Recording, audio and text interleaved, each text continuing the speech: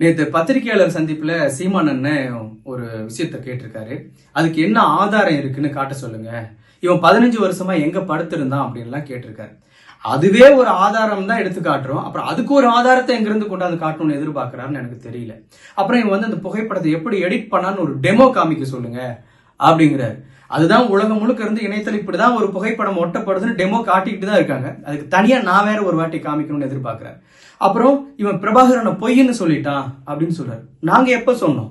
தலைவர் பிரபாகரன் தான் உலகத்திலே உண்மையான தலைவர்ங்கிறதா எங்களுடைய நிலைப்பாடும் கூட. இந்த விஷயத்துல ஏன் இவ்வளவு குழப்பம்னு தெரியல. அண்ணன் செங்கோட்டையனை வந்து பேச சொல்லியிருக்கலாமே. எனக்கு தான் அவருக்கு தொடர்பு இல்லாம போயிட்டாரு. அவங்க கட்சியை சார்ந்தவர், அவருடைய நண்பர், ரொம்ப க்ளோஸா இருந்தவர். அவர் வந்து சொல்லியிருக்கலாமே நான் சொன்னது உண்மையா பொய்யாங்கன்னு சொல்லியிருந்தா ஒரே நிமிஷத்துல வேலை முடிஞ்சிருக்குமே. ஏன் அவரை பேச விடாம தடுத்துட்டு இருக்காங்கன்னு எனக்கு தெரியல.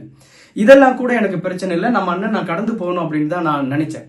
ஆனா நேத்து திரும்பவும் என்னை பத்தி ஒரு முழு பொய்ய சொல்லியிருக்காரு. அதனாலதான் நான் விலைக்கு சொல்ல வேண்டிய ஒரு தேவை ஏற்பட்டிருக்கு.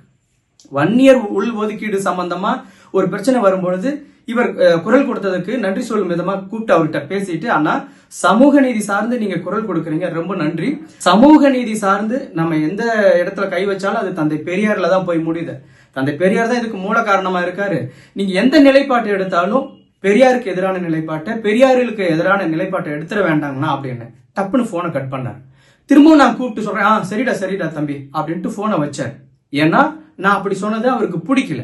ஆனா இன்னைக்கு என்ன பத்திரிகையாளர்கிட்ட சொல்லியிருக்காரு அப்படின்னா, ஆனா வன்னியர் மக்களை கைவிட்டுறாதீங்க, வன்னியர் மக்களை எப்படியாவது காப்பாத்துங்க அப்படின்னு சொன்னா, நான் சரிடா தம்பி நான் வன்னியர் மக்களை கைவிட மாட்டேன் அப்படின்னு சொன்னேன் அப்படின்னு ஒரு உண்மைக்கு மாறான ஒரு தகவலை சொல்லியிருக்காரு.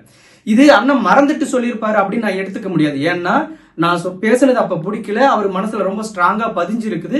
அதை வேணும்னே மாத்தி இப்ப பேசுறாரு. என்ன நோக்கத்துல பேசுறாரு அப்படின்னா, 40 ஆண்டுகளா வன்னியர் மக்களுக்காக போராடிட்டு இருக்கிற டாக்டர் ஐயாவோட சீமான் பெரிய போராளியா மாறுவாரு, வன்னியர் மக்களை காப்பாத்துவாருன்னு இவன் அவங்ககிட்ட போய் கேட்டானா அப்படின்னு வன்னியர் மக்கள் தரப்புலையும் என் மேல அதிருப்தியை ஏற்படுத்துறது.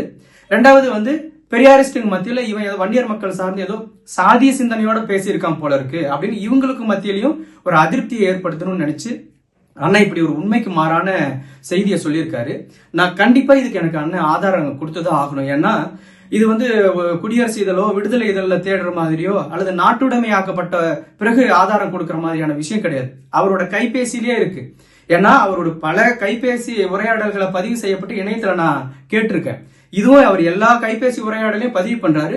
தயவு செஞ்சு கொஞ்சம் பின்னாடி போய் நான் என்ன பேசணுங்கிறத எடுத்து பொது வெளியில போட்டா நான் ரொம்ப மகிழ்ச்சி அடைவேன். ஏன்னா நான் பேசுனதுக்கு உண்மைக்கு மாறா ஒரு விஷயத்த சொல்லியிருக்காரு. தயவு செஞ்சு அவர் எடுத்து அந்த ஆதாரத்தை வெளியிடணும் அப்படின்னு கேட்டுக்கிறேன்.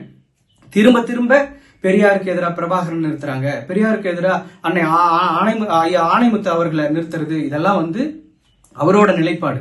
எல்லாருமே வந்து பெரியாருக்கு ஆதரவாதான். தலைவர் பிரபாகரனா இருக்கட்டும், ஐயா ஆணைமுத்து அவர்கள்ட்டும் எல்லாருமே பெரியாரிஸ்ட் தான். பெரியாரிஸ்டுகள் எல்லாமே கொண்டாந்து பெரியாருக்கு எதிராக நிறுத்துறது மூலமா என்ன வெற்றியை அடைய முடியும்னு எனக்கு தெரியல. தொடர்ந்து இந்த மாதிரியான உண்மைக்கு மாறான செய்திகளை சொல்லாம ஏன் அண்ணங்கிறதுனால திரும்பவும் அவர்கிட்ட ரொம்ப அன்போட வேண்டுகோள் கேட்டுக்கிறேன். அண்ணா, நாம சமூக நீதி சார்ந்து நின்னா மட்டும்தான் வடமாநிலங்கள் மாதிரி ஆகாம இந்த நம்ம தமிழ்நாடு காப்பாற்றப்படுங்கிறத திரும்பவும் உங்ககிட்ட நான் வேண்டுகோளா வச்சுக்கிறேங்கன்னா, தயவு செஞ்சு இந்த உண்மைக்கு மாறான தகவலை நீங்க சொன்னதை மட்டும் ஆதாரப்பூர்வமா எடுத்து வெளியிட்டுருவீங்க அப்படிங்கிற நம்பிக்கையோட உங்ககிட்ட கேட்டுக்கிறேங்கண்ணா. நன்றிங்க.